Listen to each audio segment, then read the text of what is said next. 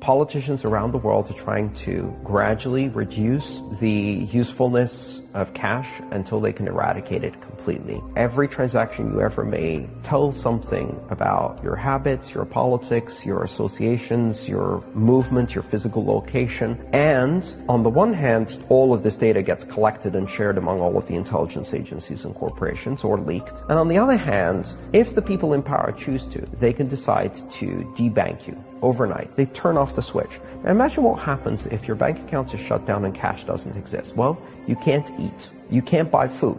Done. You can't use transportation. You can't rent an apartment. They can literally destroy your life in a second. And if you think this is crazy, this is happening today in China. They have a system called Sesame. It's called a social credit score. And they use your social media postings to give everyone a score as to how well they toe the line of political correctness to the doctrine of the Communist Party. People who have a negative credit score on that system are denied access to public transportation. They're denied access to airlines, they're denied access to trains, they're denied access to jobs in the government, they're denied access to apartments to rent.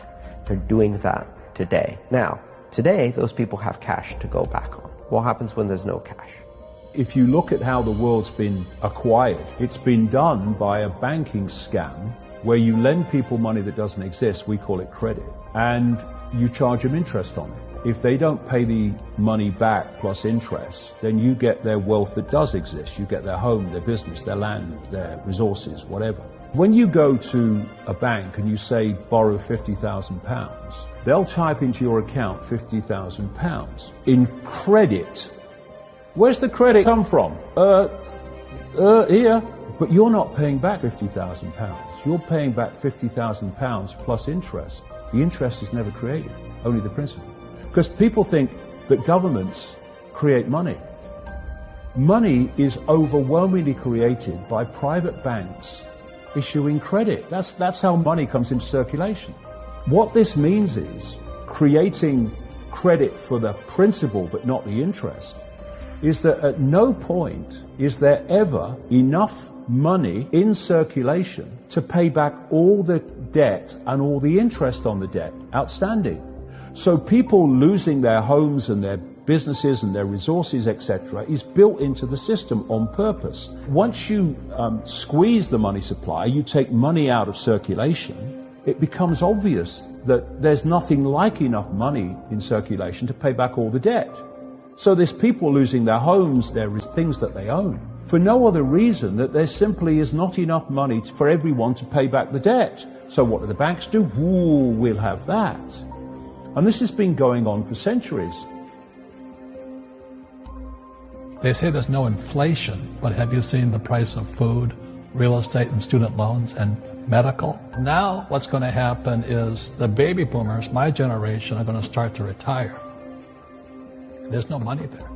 Social Security is broke, pensions are broke, the students are broke. They're screwing everybody with debt. This is called, not economics, this is called bubblenomics. But they'll never teach you this in school. Why doesn't our school teach us about money? Because Wall Street won't let them.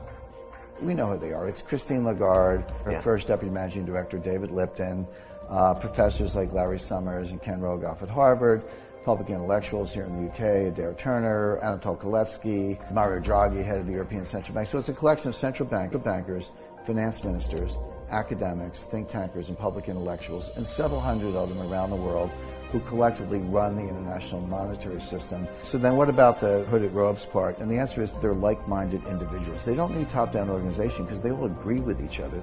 This very misguided idea that if you eradicate cash, you'll eradicate crime, which of course you won't because people will substitute cash with something else. And also, if the only people who are allowed to be intermediaries are the large corporations, they will commit the crime. It's like if you want to rob a bank nowadays, the best way to do so is to have a banking license. Then you can rob the entire bank and or country with complete immunity or impunity.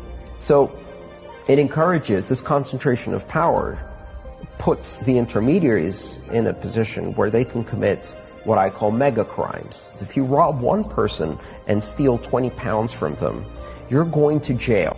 and you're going to spend a long time there. If you rob 2 million people of their homes and mortgages, you're not going to jail. You're getting a 10 million bonus from the bank, and you're retiring in peace and quiet in the countryside. They were going to get rid of cash. And look at it. Cash is flying out of circulation. In some places like Sweden, it's almost totally cashless. They're shutting down bank branches, so you cannot interact with a bank branch locally with cash. You have to do it online because that's electronic money. And eventually they're going to take cash out of circulation. Why? Because when you go into a store now or anywhere and you give them a credit card, electronic money, and they say, sorry, the system won't accept your card, well, you can still pay cash. But when there's no cash in circulation, your electronic money, which is meant to go through a microchip eventually, when they say the system won't accept your microchip or your card, you have no other means of purchase. So whoever controls the system is dictating whether you can purchase or whether you can't, whether you can eat or whether you can't. There couldn't be good things with things like Bitcoin and stuff like that, as long as cash stays in circulation. That's the key. While cash is in circulation, you have other points of ways of purchase. Once there's no cash and you have only cashless digital currencies, then whoever controls them controls everything. And not only that, they can wipe your bank account. If you're a dissident of the system, as this moves on into more extremes, they can wipe your bank account and it's just gone, because all it